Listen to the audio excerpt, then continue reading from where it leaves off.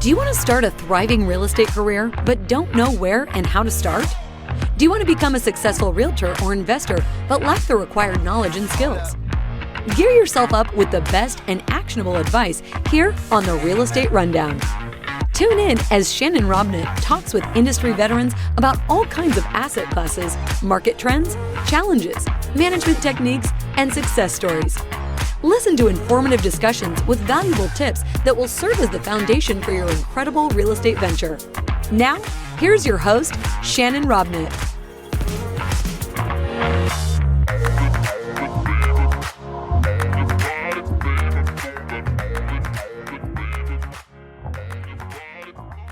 Hey, everybody. Welcome to Season 2, Episode 5 of the Real Estate Rundown.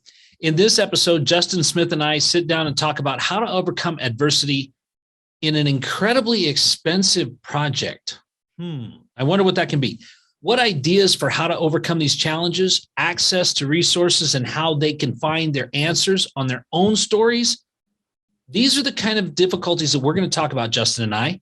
And in this episode, we're going to talk about timeless principles in real estate. We're going to talk about why real estate is such an important piece of company growth, why key market metrics are needed to start on your real estate journey, and which market metrics are important. So with that, I'm going to introduce my guest, Justin Smith. Justin, thanks for being with us, man. I'm excited to be here, and thank you for having me. So, I mean, you've kind of got us thinking here, but if our opening tagline is how to overcome adversity in incredibly expensive projects, what do you got in mind? I mean, how do you do that when you have problems and everything's already expensive, like the market we're in? Yeah, it was already a challenging business, right? So what I found was time. The further you can look out in the future, and the better you can account for that you can maneuver around it, that you can adjust. And then team and capabilities. So the higher level people that you play with, the more unique abilities and capabilities you can bring to the table to overcome some challenges when it comes to cost and just like a complexity of projects. So I've really tried to think through with clients, how can we put the pieces together as soon as possible, recognizing we've got to make adjustments, but just have the plan together. And that way we can make some of the adjustments early when they're less costly. So when you're looking at how to help clients look into the future, how do you help them deal with things like the last 18 months, right? I mean, because I know in your handbook of how to help your client, there was the pandemic tab right there, right? So you just flip to the pandemic tab, go through the list, right? It was pretty simple. I mean, how do you really help people deal with something like this? The pandemic was a wild experience with rent relief, right? That was the first challenge that everybody dealt with. Can you pay the rent? Can you keep going on as you are? And if you can't, what can you do about it? And then helping clients figure out who is the client that needs that and who has to have that, or else something catastrophic happens. And so that was very interesting to help clients and to help guide them, but also to know who really is in need and then to communicate that to landlords. So that was something that none of us had ever done, right? And imagine 100,000 square foot warehouse and going to your landlord with your hat in hand and saying, hey, can you help me out here for a little bit? Like that's not how these conversations usually come together. So that was very challenging. And then for landlords, didn't have to give any relief.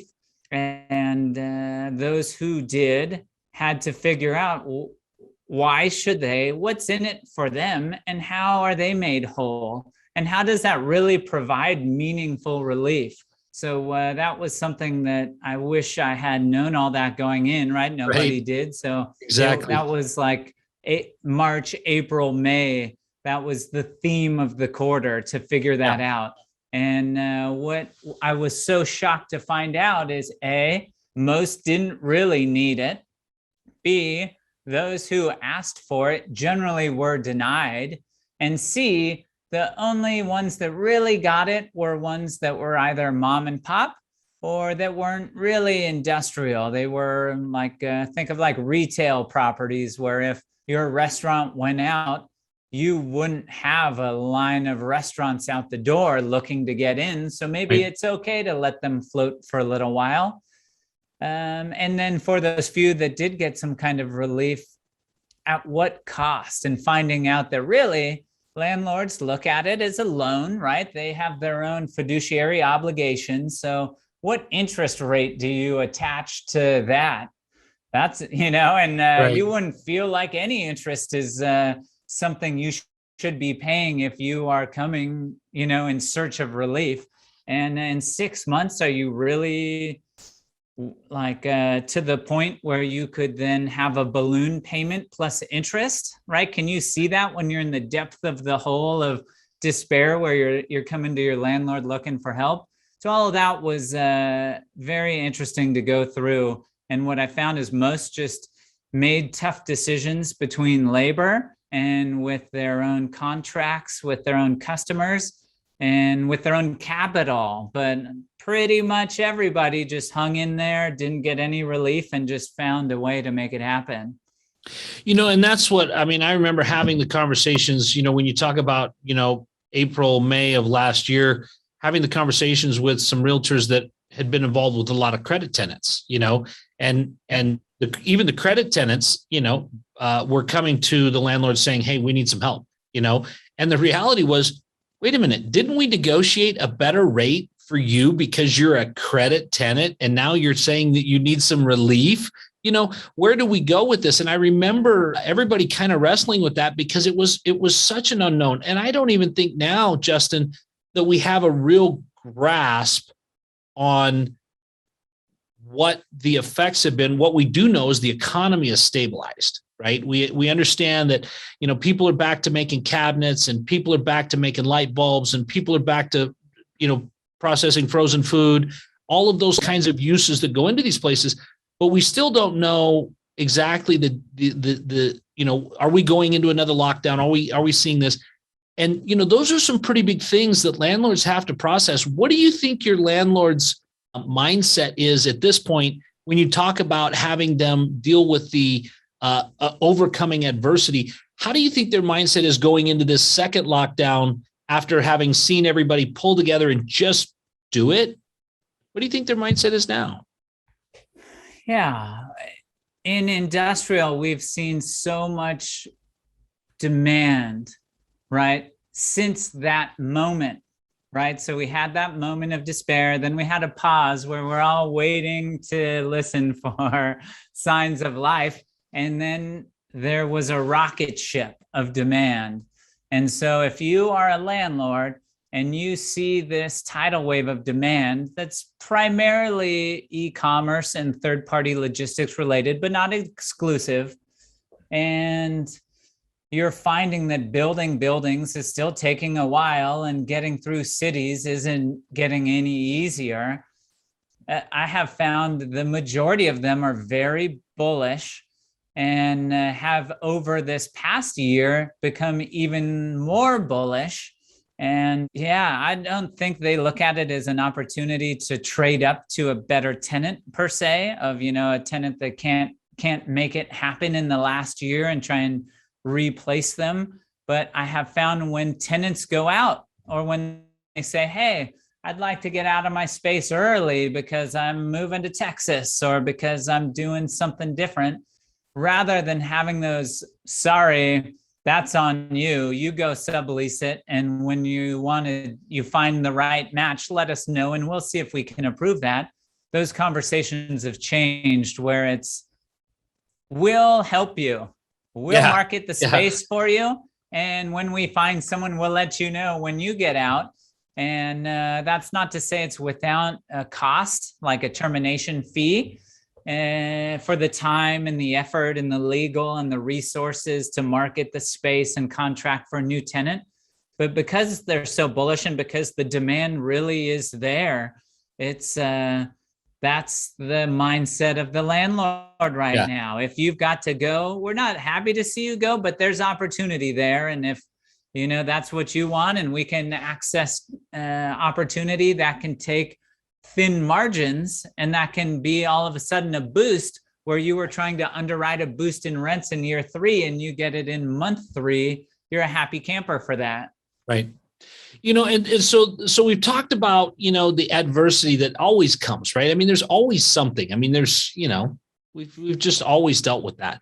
Yeah. But you talk about the timeless principles of real estate. What are some of the timeless principles that, regardless of the fact that we know that adversity is a timeless principle, right? I mean, I don't know that it's a principle, but it's a timeless factor of real estate. What are some of the principles that you find are just timeless in real estate and always work regardless of the market?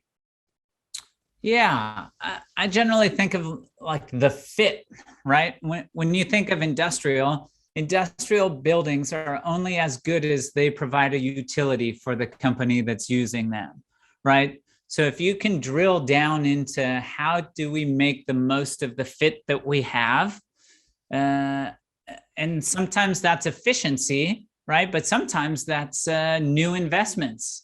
And so focusing on fit and operations, I feel like that is it's timeless, but it's great because the timelessness of it is you can always go back to it and it can always yield more improvements.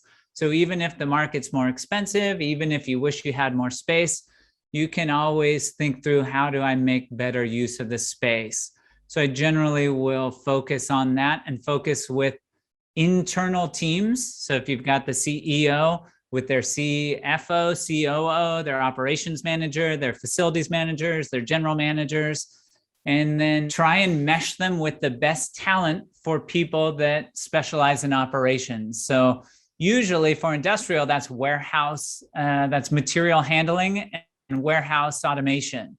And so I found focusing there it's always a part of any assignment we work on, because if you can go higher, if you can rack closer, if you can have machines make people's jobs easier or faster or less risky, and you can increase the throughput of the building or the way in which you manufacture and the speed with which you manufacture, I find that's it's so awesome when you're able to help clients there. And for us, we're real estate guys, so usually we're focused on low cost, right? Everybody always wants a deal. Everybody always wants to be in the best area or location or in the best building with the best features.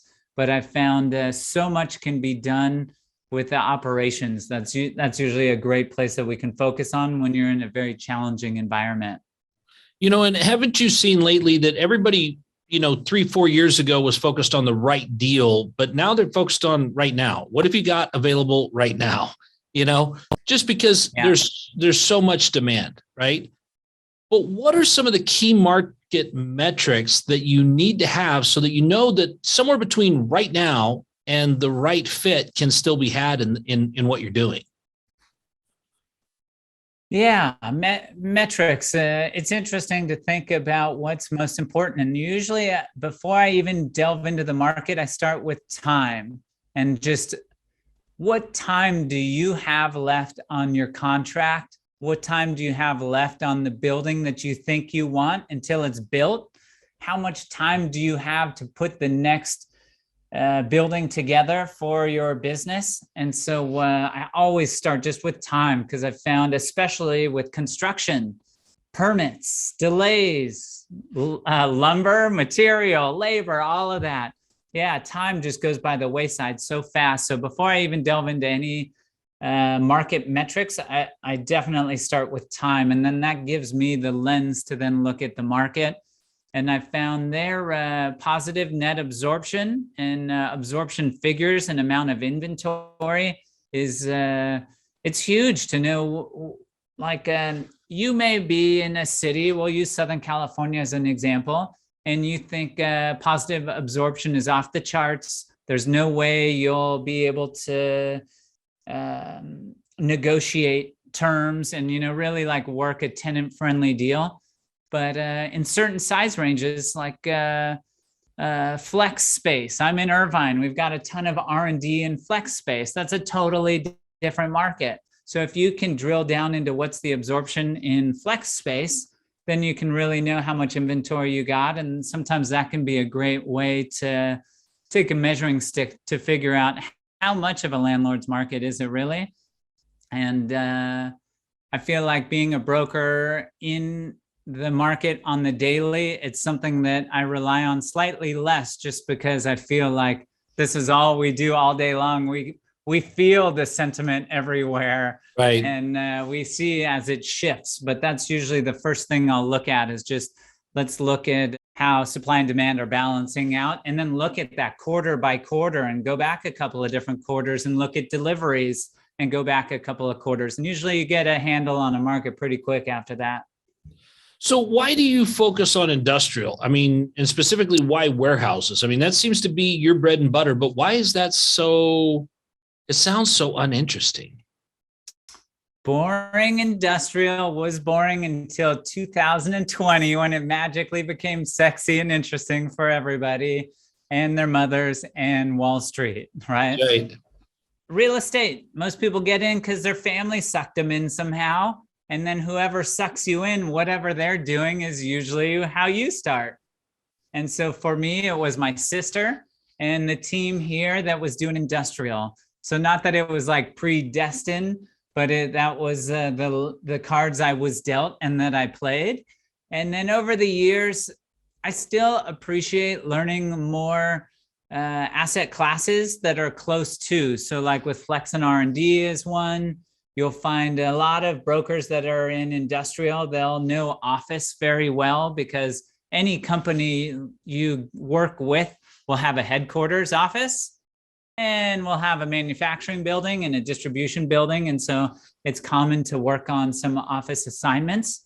And over the years, I've been fortunate enough to take that and roll it into medical office and start to learn that world a bit.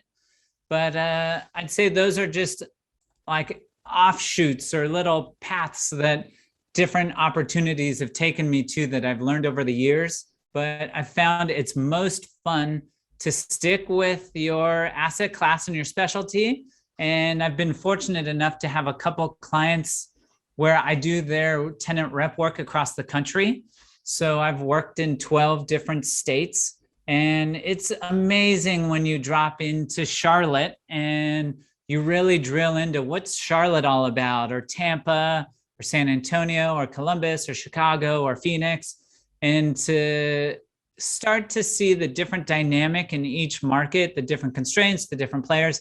I feel like that makes you more able to help your client and makes you just a more well-rounded player in the space. So I've really appreciated going deep into industrial, and locally, that's even going from Orange County into LA County or into the Inland Empire, or having the assignments in San Diego that I'll work with our friends down there. That part's been wonderful. So now I feel like I've invested so heavily in industrial. This is our business. This is what we know. And are you still working with your sister? I'm not, but not because me and her aren't working together in the sense, but she was a 1031 exchange accommodator. Okay. And before she became a stay-at-home mom of 4 boys. Oh man, so, she probably wishes those easy days of 1031 exchange were back for her. Yeah, and so if you are an accommodator, who are your clients? Brokers, primarily, right. Brokers and principals. Right. So she knew every broker in the world right as little brother was getting out of undergrad. Okay. And yeah, she gave me so many contacts and connections, and it was a pretty cool way to get started. Awesome. So why do you feel that real estate is such an important piece of a company's growth? Oh man, it's huge. When you think of, on one hand, you got the upside and the downside. So upside is potential, right? So where do you have room to grow? I think of it as first the people and the space you go to work to every day, right? You got to be excited about who you're working with and where you're going. And then when you are out of space, how fun is that, right? When you think of 2 people in an office, a 10th person in the bullpen, in the warehouse, it's taking pallets that are in between you and where you're trying to take inventory and moving them out to the yard and just generally schlepping things back and forth needlessly. Right. So, yeah, just when you have a lack of it or a scarcity of it, and what you experience as a result is also, it's just makes for a bad working environment. But I sure love when people have a client contract they've won, they've got a good team and a great culture where everybody's excited and they're doing great things. And then we can envision, what can we do with that? How can we capitalize on this? Where is there opportunity for us if we expand that? I feel like that's the fun stuff. And to be able to play a role in that and then help execute on that, and then to watch it happen for years and years at a time, that's always super exciting. When you talk about a good team and a good culture, I mean, why is that so necessary when you're in real estate? I mean, isn't real estate really just transactional? I mean, I can get warehouse from anybody. Explain that culture that teamwork and that camaraderie that you need or that you feel you need in industrial. Yeah, I generally look at it as you are entering into someone's organization, right? So they've got all their key players, and they have their own company culture, they have their own challenges, and they're trying to execute on something. And you, as a broker, you've got to, the music stops, you enter the room, right? And you've got to assess, who is everybody? What is everyone's strong suits? What are people concerned about? And so I feel like that's the biggest part is obviously we want to have a great culture within our own internal team, but I generally find being very sensitive and very just perceptive and aware of the team that you're working with and how you can complement them and how you can make the most of what they have. So it is interesting to go into different companies and recognize different working environments and different cultures, and then saying, okay, got it. I see this is kind of what we're working with here. Here's how I can help. And so that part's always been, I have one client where it's such a breath of fresh air. Everyone you work with in their team, you can tell you get a little bit of the hospitality, you get the humbleness, you get the can-do attitude. And I found with them and their culture, literally everyone in the firm, this is their firm. And so it's made it into the best working relationship where they're going to follow through. You don't have to, you've built up enough trust along the way where it really allows you an opportunity to then invest everything you got to try and make sure they have a great outcome and to do the best. You feel like even much more responsibility to really perform and help do everything that's within your power to make for success. So sure. I've found recognizing that and being able to mesh with it is probably the most powerful part. So Justin, obviously in the last 5 or 7 years, real estate has made a resurgence back to, like you said before, being sexy again. How do you feel, if multifamily is kind of like everybody wants multifamily, why would someone pick industrial, or why should someone look at industrial over multifamily being the golden child right now? Yeah. On one hand is like working within firms and brokerage and investors that invest there. And then secondly, I think of like, okay, let's say Shannon and I had $10 million or $100 million. Why would we invest it in industrial? And so there's a bunch of different subcategories within industrial. So it really depends on where you can find attractive part of the market. One of my favorites is the multi-tenant or small bay space. That's probably what's most similar to multifamily. Mm-hmm. And so what I appreciate about that is in terms of renovations, amenities, and dealing with families and the things that happen with personal relationships with like death, divorce, with kids and with schools. With multifamily, I feel like there's a lot more like the amenity wars, right? Where that was like, who's got the pool and how big's the pool? And, my windows are 10 foot tall, yours are 9 foot tall, right. Trying to really like over amenitize projects. Like in industrial, that's that's not a concern. That's not really how that asset class works. And so what I appreciate about multi-tenant industrial is you're dealing with small and medium-sized businesses. A lot of them are service-based businesses and they're local. So if they work in a territory, think like your ServPro, your house floods and you call the flood guy to come in and help you out. They have a certain territory. They're going to be there for a long period of time. They don't need all of these expensive amenities, and they don't go through like reasons why they have to terminate or move out of the state or move for a job. So I found that it makes for very sticky tenants. And right. So a lot of it is about having space that is a great environment for people to go to work and making sure that it's very functional. But otherwise, you get out of a lot of, and I don't mean to poo-poo on multifamily because it's great in its own regards, but just when you compare the two and contrast them a little bit, what I had found was starting to get out of dealing with people's personal situations and getting into dealing with businesses. They make different decisions for different reasons. And I really appreciated that the deeper that I got into it. And so for I have invested in a couple multi-tenant industrial properties, and that would be like the trajectory going forward would be to continue to replicate that and to look for people like yourself to partner up with to explore. Well, and that's what we saw, in 2008 and 9, I mean, we had people all over the nation losing their home, right? But in our multi-tenant industrial space, we had one vacancy for like 27 days.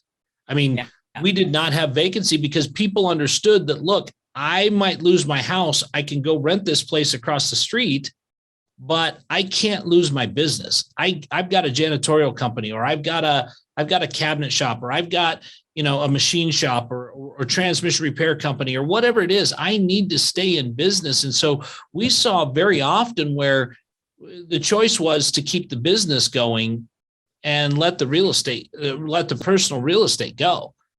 But, Justin, you have talked about quite a few things here, and there's a lot of gems in what we've been talking about, but I got a feeling that there's more. In fact, I think that you actually wrote a book about industrial. I mean, tell us what prompted you to dive in and spell all this out in a book. Yeah. How many real estate guys in industrial are writing books these days, right? Right. Yeah. Not so many, maybe one. Yeah. maybe there's number 2 out there somewhere. For me, I have been blessed by a strategic coach and participating in their group for 10 years. And that's an entrepreneurial coaching program. And so I found through there, I'm able to connect with a lot of people like you that have been in the game for a long time, that have had success, that have systems and have talented teams. So it's through there that every quarter we get together and we brainstorm new ideas. And so here was one of my strategic coach sessions where they were starting to collaborate more with Scribe Media, which is Tucker Max's book writing company.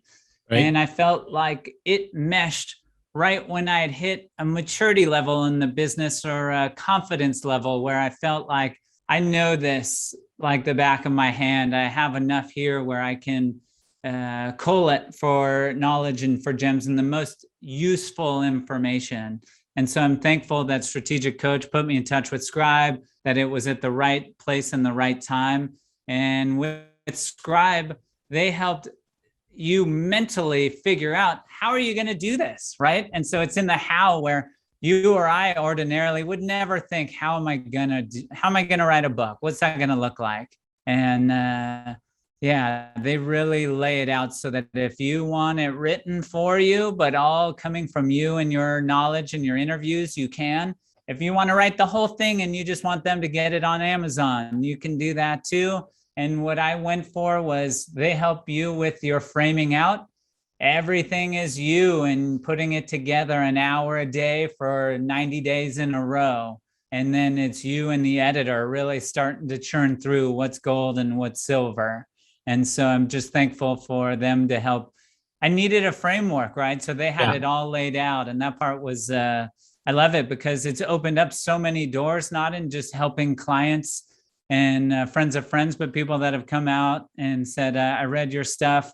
You didn't know me, but here's what I'm working on that's exciting. Let's see if there's opportunity there. And so it's pretty cool to be able to put your value out there and not feel like you have to guard it and protect it and keep it from the world, but to get it all out there and see who it resonates with.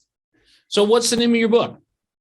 It's Industrial Intelligence, and it came out in April. And then also on Audible and audiobook for those that like to listen to it. And I had to choose, do you narrate it on your own or do you hire, it's not like Liam Neeson's going to be the voice for my book, right? So I had to decide who's that going to be? And I really love when people narrate their own, it's an opportunity.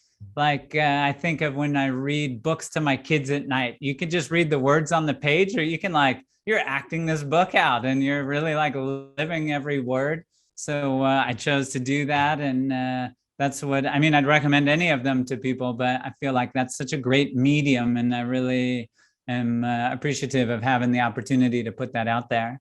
Awesome. Well, where can people find the book? You mentioned Audible, but where can we buy it? I'm a hard copy kind of guy. Where can I get a book? Yeah, you will get one in the mail from me, I would imagine, in 24 hours, but Amazon and anywhere books are sold, really. Yeah, you may not find it on the shelf at Barnes & Noble, right? When you're taking... I don't know where Barnes & Noble is anymore. So we kind of gave that up. Everybody orders online anymore, but that's phenomenal. Yeah. So where else can we find you, find the information you're putting out, find the content, be able to follow you? How can my listeners connect with you? Yeah. smithcre.com is my website for my team. And you can get a great handle on what services do we offer and how does it help people. But I've found most want to connect on LinkedIn. So Justin Smith and Lee and Associates. And I'm a contributing author at LoopNet, where we'll put out articles all over the place on how to invest in industrial, what tenants need to know. And all that ends up on LinkedIn. So that's a great place to connect and then just start to see some more lessons and content and stories and battle stories and done deals and availabilities and see all that come out. Awesome. Well, thanks for being with us today, Justin. And thank you, everyone, for tuning into the Real Estate Rundown. Don't forget to like, share, and subscribe to the Real Estate Rundown on Spotify, iTunes, or wherever you get your podcasts to get your automatic updates. You'll also find us on Instagram and YouTube and on LinkedIn with Justin. And I'd love to hear your feedback. So drop us a line. And Justin, thank you so much again for stopping by the Real Estate Rundown. Thank you for having me. That's a wrap for today's episode of the Real Estate Rundown. Let these newfound strategies pave the way to start a successful career or a profound rebranding. If you loved everything you have heard, listen to more conversations at www.shannonrobnett.com. And be sure to leave a rating, share it with your friends, and subscribe. Until the next episode.